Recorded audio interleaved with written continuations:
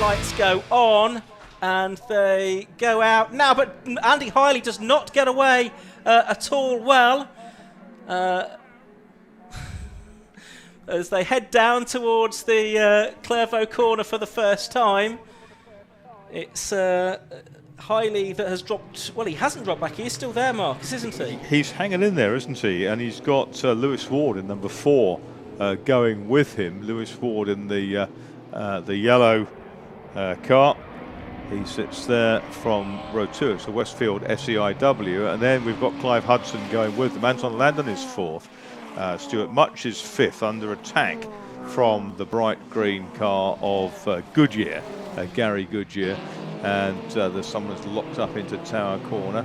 Behind Goodyear is Paul Collingwood. Then we go into the MEV realms of MEV Exocets, and it's the car with the bright green tail of the MEVs, which I suspect maybe David Hughes, who has moved up to head that group. Yeah, the cars are up at sunny at the moment. We can't see them. Our screen in the com box is frozen, but hopefully that will be sorted soon. But down towards us at the complex comes the race leader. Then that is Andy Hiley then from the number 4 car in 2nd place, and that's Lewis Ward then in that Westfield that started on the 2nd of the grid. We do have our pictures now as well. That is good. Clive Hudson there in 3rd place, and it looks like it is Anton Landon, the number 64 car in 4th position. Over the line they go and flashing their way down towards Clairvaux corner. So Hiley was a bit sluggish away from the line, Marcus, but he soon asserted his authority on this race. I think sometimes he does that, and there's a very, very sideways MEV Exocet. That's the 42 car of Darren Griffin. He's the points leader in that class down at Clairvaux. And onto the grass coming out of the chicane was Clive Hudson in the grey Eclipse. So and Paul Collingwood seemed to follow him as well. We're on board here with Stuart Much, who was 6th at the end of the first lap, so that's Gary Goodyear ahead, and I think also Paul Collingwood ahead. Collingwood, yeah, through there, yeah. So Stuart Much lost 1 position at the beginning of this lap to Collingwood, who then went off the road at the chicane, though not to the extent that Clive Hudson had a couple of cars further up ahead of him. And you can see Stuart Much is working pretty hard at the wheel here. We've got the other Eclipse in a kind of a sandwich. It's an Eclipse sandwich, isn't it, rather than a MEV Exocet sandwich, because you always name a sandwich by its contents, exactly. I'm told. Yeah, and it's the 42 car ahead of him, which is Darren Griffin, and it's the that was Mickey Scott car behind him. No, it's the 71. Oh, and a spin. There's been a spin up there for Hudson. He's had a moment, and he's got going again, but he's lost a lot of places. That's a couple of mistakes on that lap for him, because he had that issue exiting the chicane as well. So end of the 2nd lap, it's Andy Hiley leading by 1.47 seconds in that Chronos, the multiple champion in sports specials and kit cars before that. In 2nd place it is at the moment Lewis Ward in that Westfield, former Toyota MR2 frontrunner, very nearly a champion in MR2s as well a few years ago. And in 3rd place it's the 64 car now for Anton Landon, with that mistake for Clive Hudson, having dropped him back to 10th place at the end of lap 2. Yeah, exactly, and that's a real worry. He's fighting his way back, but he's got all these MEVs to get rid of before he can start to make any real impression in on the lap chart. There's Nigel Brown. How many years has Nigel Brown been campaigning cars in those brown racing colours? More than I care to remember, more than he cares to remember. Sure. Exactly, he's barely missed a kit car or sports specials races. Kit cars became sports specials in about 20 years, I would think. More than that, I would think. Maybe. So we're watching there the number 46 car, which is Warren Vesey in the Fisher Fury. Now he's the class championship leader, isn't he? Yes, and went well in the class last year as well. But Stuart Thompson was ahead of him. He's ahead of him on the road. Stuart Thompson, number 30, currently a second or so up the road. Yeah, we're watching the battle here for 6th position. This is Stuart Much with Paul Boyd right behind him. Paul Boyd, multiple sports specials race winner, and a new fastest lap has gone to Anton Landon. You can see our new graphic there as well. Number 64, Anton Landon, getting a 1:28.22 with that fastest lap there, and he's running in 3rd position. So he is taking time out of Lewis Ward, actually, as they are heading towards Tower Corner. You could just see them now picking up the battle for 4th, I should say, between 56 Gary Goodyear and number 11 Paul Collingwood. He's had some reliability issues in recent seasons as Paul Collingwood, with gearbox issues primarily, I would think. And we're watching the Goodyear and Collingwood battle head up through the left-hander, the left and right-hander at the S's now, through Barcroft and Sunny they go. Yeah, it's interesting, isn't it? There's the 56 car, which in that vivid day delivered the ARL GTR of Gary Goodyear from Sheffield. And now we're riding on board with Stuart Much again. He's got Paul Boyd ahead of him now, look. Yeah, and he's chasing for all he can. The aerodynamics of these cars very, very different, but you get the impression that the MEV Exocet goes like a missile. It does. Certain parts of the circuit. A change for this year is that a Class C driver can win the overall championship as well. That's not been the case in the previous years. It's always been either a Class A or a Class B driver to win the overall title. And getting it out of shape is one of the... Hiley's got the record now, 1:27.60. Getting out of shape there was the very dark green car. I think that was 26 black or dark green, Alan Robinson. Yeah, Gary Goodyear. He's, I think he was a kit car champion one year, quite a few seasons ago now. Certainly before our records began, as in what's printed on the piece of paper in front of me. But Hiley, he's won this for the last 3 years, 19, 20 and 21 in this Kronos. For a long time in kit cars in the Tadek, then I think dabbled with RGB for a while before coming back to non-motorcycle engined racing in sports specials. Bounced back from a horrible cycling accident, didn't he? Which has really put him on the back foot for a while. But he's a doughty competitor. He's out in a Lotus Elise as well, isn't he? In this meeting in road sports. 8 minutes of the race left to go. So about at halfway distance, we've got one into the pits beneath us. That's the 26 car, which is Alan Robinson, Silver Phoenix. The Worcestershire-based driver is out of the race. He was out the back of the field in any case. Here's Hiley, our race leader then. He's got an advantage of just over 2 seconds over Lewis Ward in the number 4 Westfield in the second position. There's a driving standards flag gone out to somebody, we know not who. I suspect for exceeding track limits at one point or another. Class B is being led by Stuart Thompson at the moment in 12th place overall in the MK Indy for car number 30. So he's ahead of Warren Vesey, who's leading the Class B championship and indeed was the Class B champion last year as well. Here is Clive Hudson recovering past Stuart Much there. Up on the inside, Clervaux he goes. Hopped over the curb, which was interesting, and he's now trying to maximise the exit speed out of Hawthorne through the S's, because if you can take a couple of extra miles an hour through there on your exit, you can then streak away down the line, and you can see that the frontal area of the Eclipse much lower than that of the chasing MEV. But the MEV is so fast into the braking area at the end of the long straight into Tower Corner that Stuart Much comes back into the equation. Those sort of interesting sort of bumper bars forming sort of part of the chassis, and down through the Jim Clark S's into Barcroft and Sunny, and you can see Paul. You can see there Clive Hudson trying to keep it all very neat and tidy. And he's now behind another of the Eclipses. That's the Paul Boyd car. Yes. He's got to chase that one down. But he's got to shake off Stuart Much at the same time. And that could be still tricky. And we've got then Darren Griffin coming through, and also I think the number 76 David Hughes car. Both of those in MEV Exocets. They're coming through. And I think the next one is Mickey Scott. That's the 42 car of Griffin. He's in 9th position, but second within Class C for the MEV Exocets.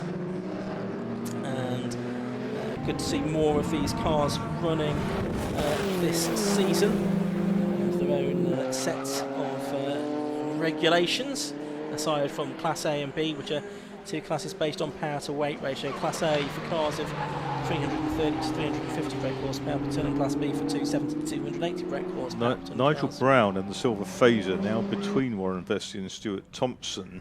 Nigel Brown running in Class A, but he split those Class B leaders. Here's a battle of the Exocets. 42 just hanging on with its day glow sort of mouth, and then 76 the bright green car. It's David Hughes in that one. Second place within that class. In fact, you've got the first 4 MEV sets together, 8th, 9th, 10th and 11th. On the live stream you can see that on the timing tower there, the dark blue backgrounds, the numbers all together there. The light blue is Class A and the red is for Class B. And it's that's still been led by Stuart Thompson in the MK Indy. Yeah, 1.33 seconds between the leaders still, and a 1:27.9, a new personal best for Lewis Ward, the chaser. But 1:27.6 is still the lap record for race leader Andy Hiley. Here's the MEV Exocets. And they've got different noses on them, haven't they? There's one must be an Evolution model with a bigger radiator grille, and there's a change there. One's broken. Yeah. One of the Exocets has lost power. I think that's Griffin, isn't it? That's slowed. Yeah, that's the 42 car that's got a problem. He's going to pull off into the assembly area effectively, and out of the race. So we've got less than 5 minutes to go now, for about 4 minutes to go in fact. As the leaders are up at Sunny, I can see out of our control, there's a bollard down in the middle of the circuit at the complex. Still very close, isn't it? And oh yes, the bollard's been cleared by Lewis Ward, who's just bopped it, and it's gone towards the edge of the circuit, certainly off the racing line. Yeah. But Lewis Ward is making a good fist of this. He's right up behind Andy Hiley as they complete their 8th lap. Gap between them is 0.8 of a second. We've got Goodyear, we've got Landon and Goodyear heading after them, have we not? We have indeed. We've got the leaders on screen now, in fact, and you can see Lewis Ward is much closer to Andy Hiley, whose last couple of laps have been slower in the 1:28s, and Ward right with the race leader now. The 31-year-old RAF engineer is pulling alongside, and Hiley's got a problem. His hand was in the air. He's waved Lewis Ward through, so Hiley, whose car has been pretty reliable the last 3 years after a period when it wasn't reliable at all, has now seemed to be blighted by some kind of issue. I thought maybe that was the case because his lap times were dropping off a bit, and I don't think it's going to go much further. No, I think he's going to come into the cutout because, yes, he is. He's pulled off after Tower into the cutout so he can do a shortcut back to the pits, and or maybe just leave it there till the end of the race. But what a shame. But yeah. That's interesting because Lewis Ward had really pushed hard. There is 56, which is Gary Goodyear, and he's now putting Anton Landon under considerable pressure. And that's now is the battle for second place. Yeah, it is. There is Landon, and there is Goodyear right behind him. They navigate their way around that bollard. The leader is going to come through. He's going to have, I think, 2 more laps to go. Yes, he is, Lewis Ward, as we focus on the battle for second and third. And Goodyear gets a pretty good run out of the hairpin. He's going to draw alongside Anton Landon as they go over the line. He's got his nose in front, I think. He's on the outside line. But Gary Goodyear has taken second place away there from Anton Landon. Gary Goodyear not, I don't think, featuring on the points table so far this season. That's a rear-engine car, and the Landon car's a front-engine car, isn't it? So yeah. Different in concept.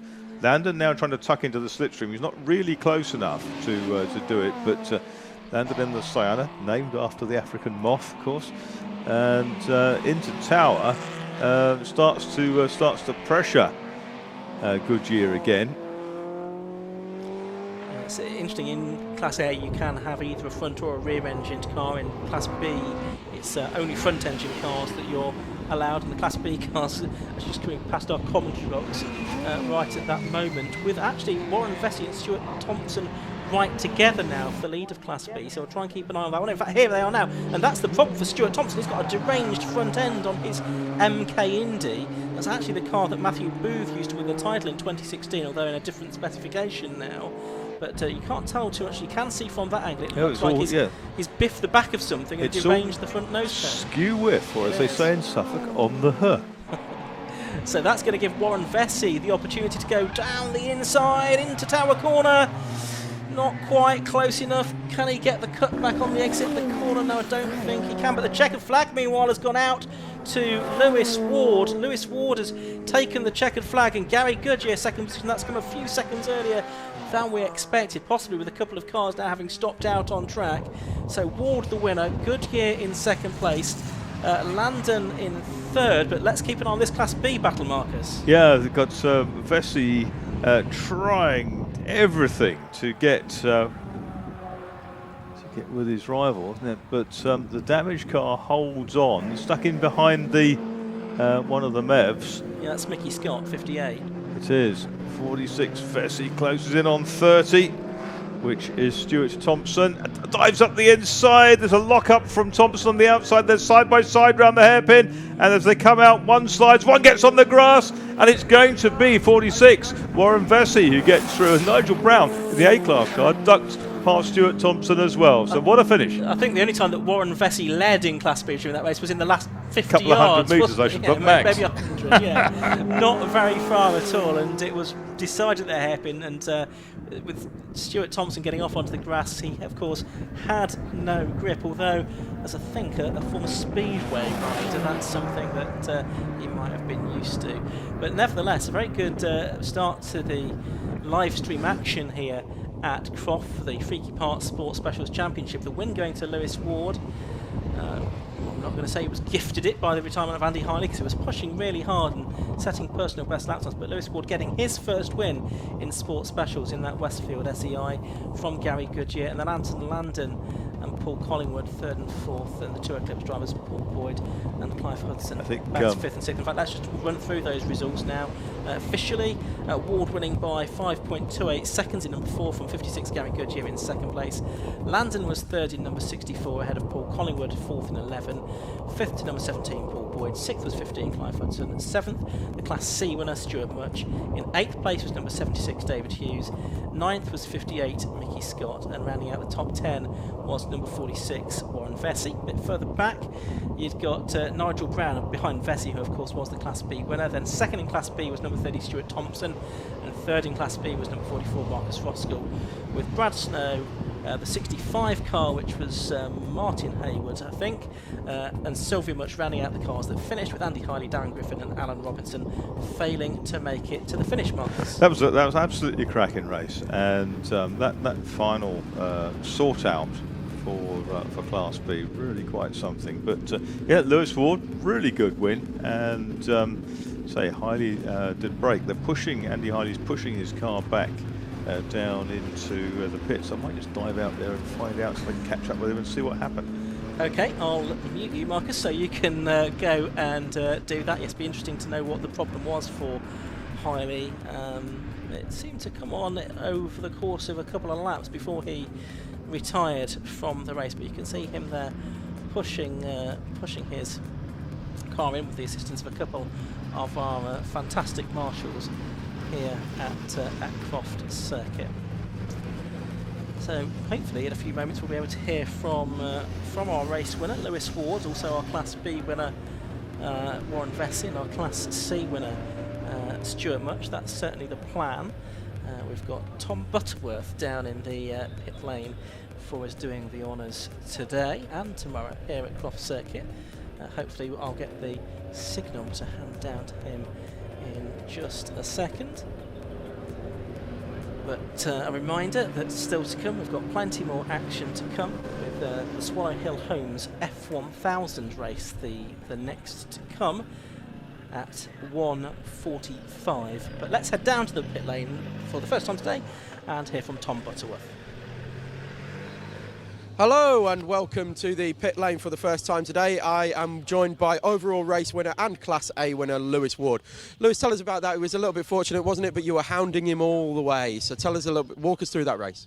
Yeah, I got initial really good launch off the start, and then I hit the limiter in first, and it dropped me back behind Andy, and then I saw him going off into the distance.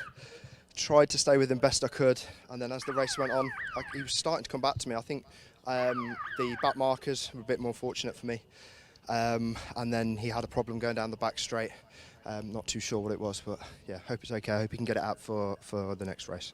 As do we. And like you say, he was coming back towards you. The gap did, as you say, extrapolate out, and then it came back towards you, and you were hounding him. And I thought, well, maybe another few laps, and you might be alongside.